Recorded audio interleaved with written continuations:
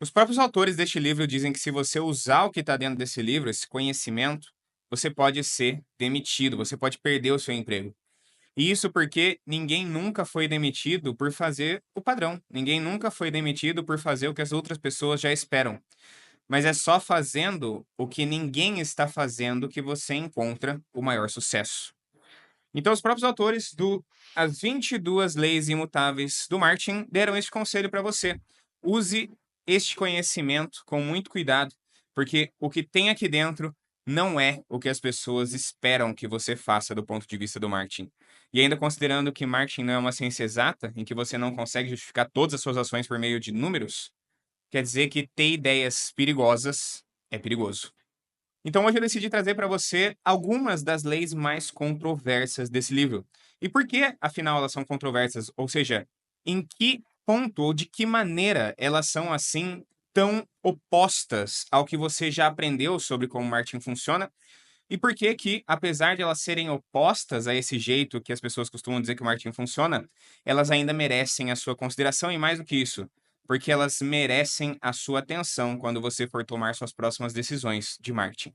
Então você já deve estar vendo aí na sua tela o material completo a respeito do livro As 22 Leis Imutáveis do Marketing. Esse é o material que eu sempre uso para dar aulas lá dentro da Sociedade do Marketing. Eu vou utilizar ele aqui neste vídeo do YouTube para eu te mostrar, como eu disse, as leis mais controversas deste livro e mostrar principalmente, ó, só para alinhar aqui, né? Eu não pretendo dar uma aula a respeito de cada lei. Eu pretendo só mostrar a controvérsia de cada uma para você ver como tudo que está dentro desse livro é bem diferente do que você já ouviu sobre marketing, tá? Então, a primeira lei que eu gostaria de mostrar para você é a lei da categoria, né? Então, a lei da categoria diz, basicamente, se você não puder ser o primeiro, crie uma categoria em que você possa sê-lo.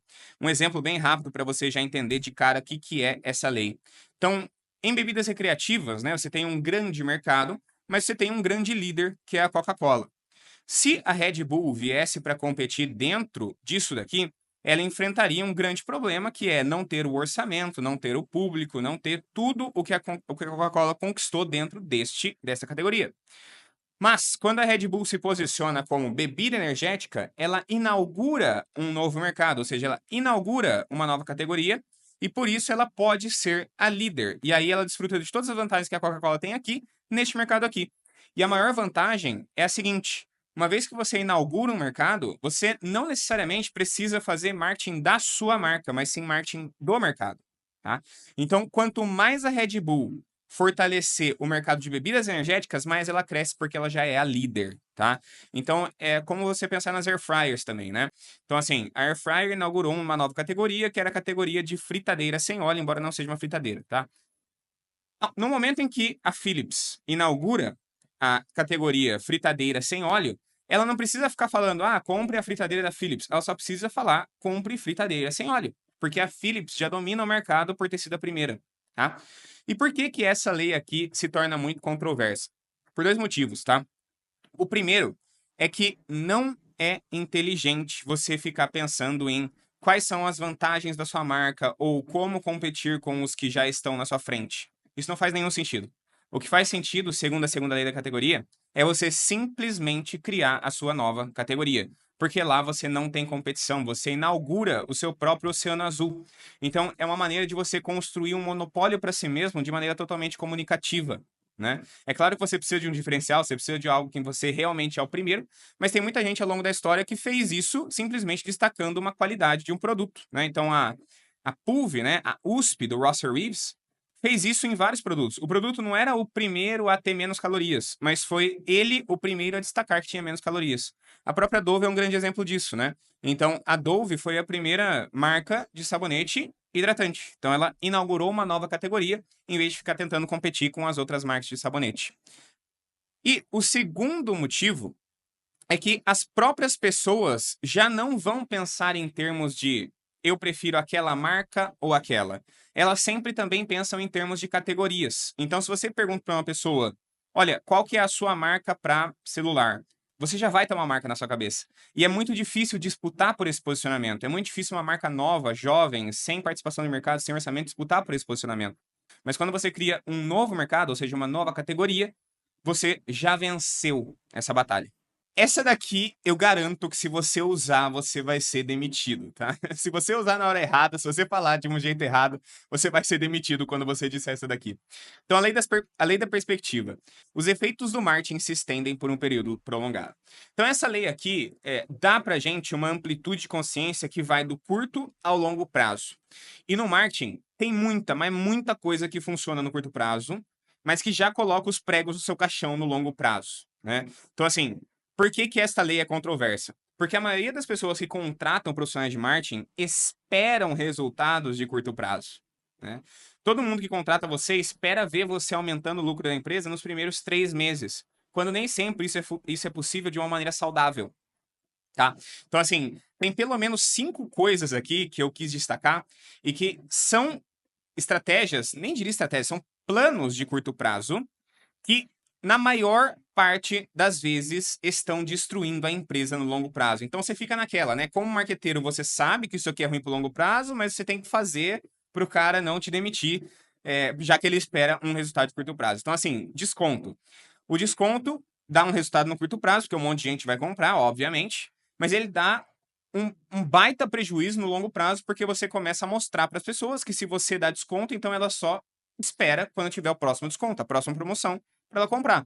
Você não vai mais conseguir vender para o preço cheio e você vai dar um baita golpe no seu posicionamento. Você vai ter que começar a vender mais barato mesmo.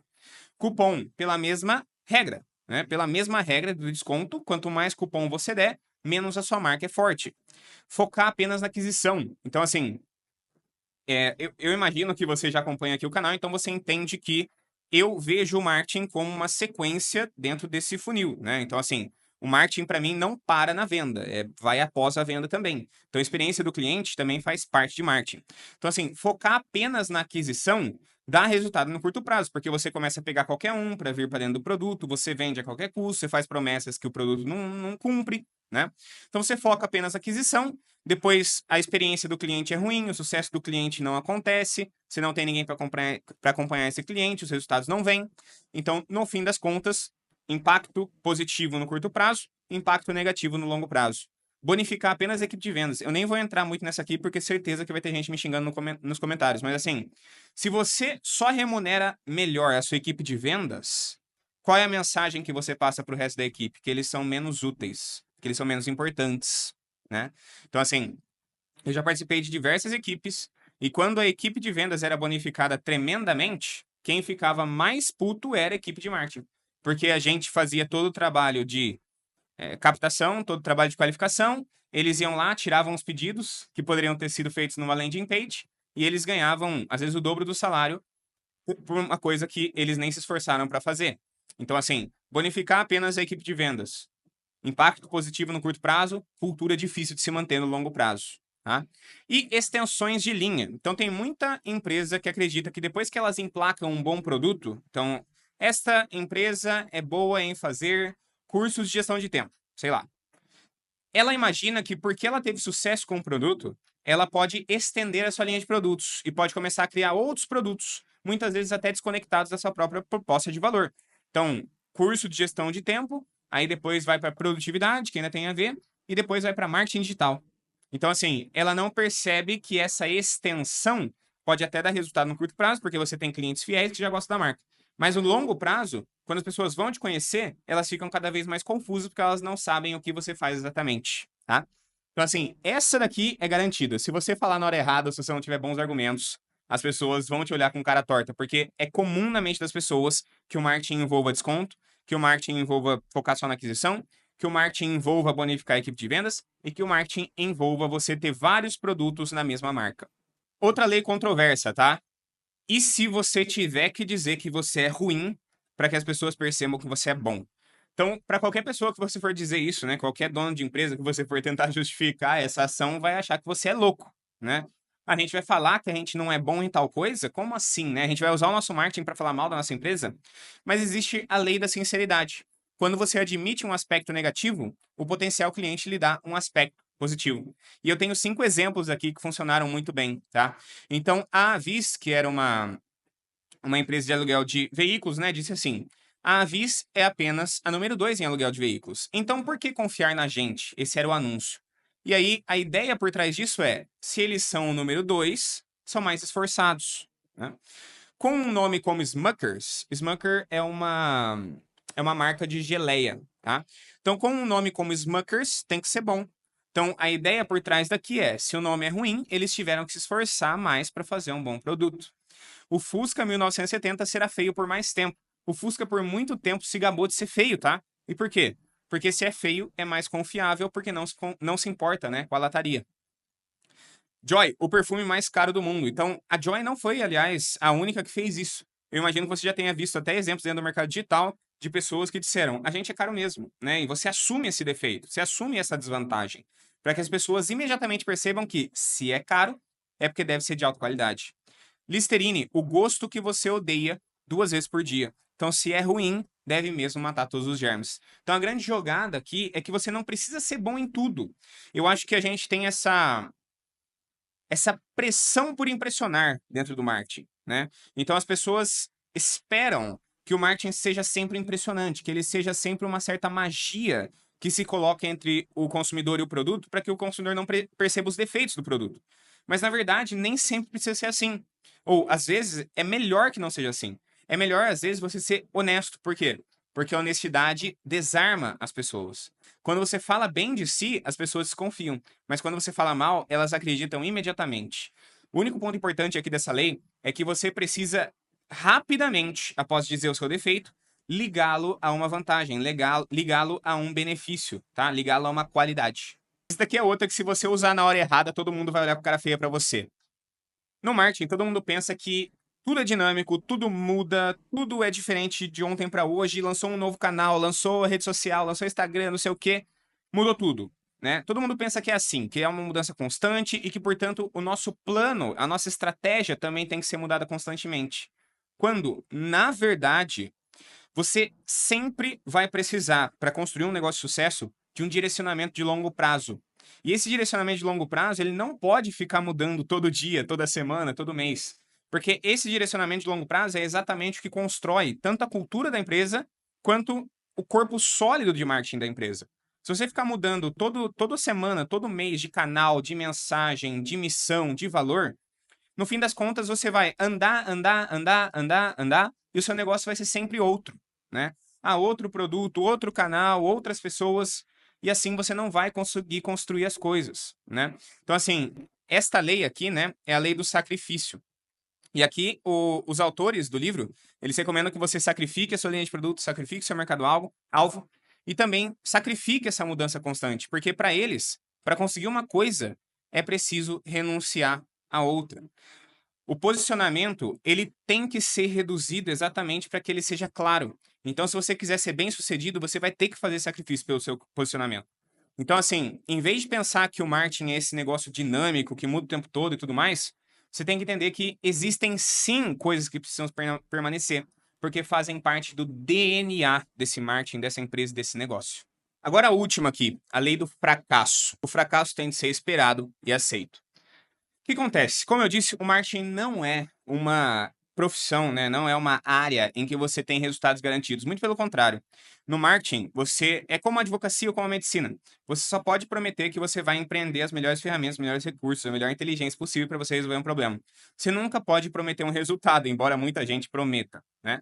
Então, assim, o que pode fazer um médico quando ele vê que tem um paciente com câncer? Ele nunca pode dizer que aquele câncer vai ser curado. Ele só pode dizer que existe um tratamento e que se este tratamento for seguido, ele tem mais chances de ser curado.